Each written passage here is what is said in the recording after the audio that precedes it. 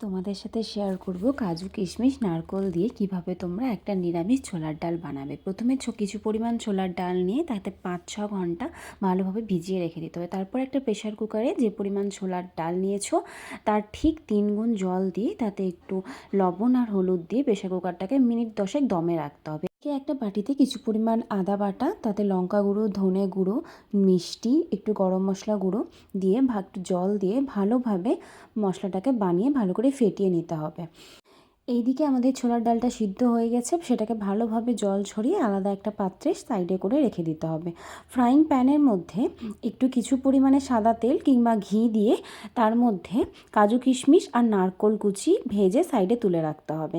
এইটা হয়ে গেলে ফ্রাইং প্যানের মধ্যে আবারও কিছু পরিমাণ ঘি, তোমরা চাইলে সাদা তেল দিতে পারো, শুকনো লঙ্কা, তেজপাতা, পরিমাণে আদা কুচি, গোটা গরম মশলা, একটু হিং দিয়ে মশলাটাকে ভালো করে ভেজে নিতে হবে। কাঁচা লঙ্কাও তোমরা চাইলে দিতে পারো, নাহলে স্কিপ করতে পারো। তারপরে সেই মশলাটা যে বানিয়ে রেখেছিলাম পেস্টটাকে ভালোভাবে দিয়ে ভালোভাবে নাড়াচাড়া করতে হবে। আমি এখানে আগে থেকে ফোড়নে জিরে দিতে ভুলে গিয়েছিলাম, তাই সাইডে পর থেকে একটু দিয়ে ভেজে দিলাম।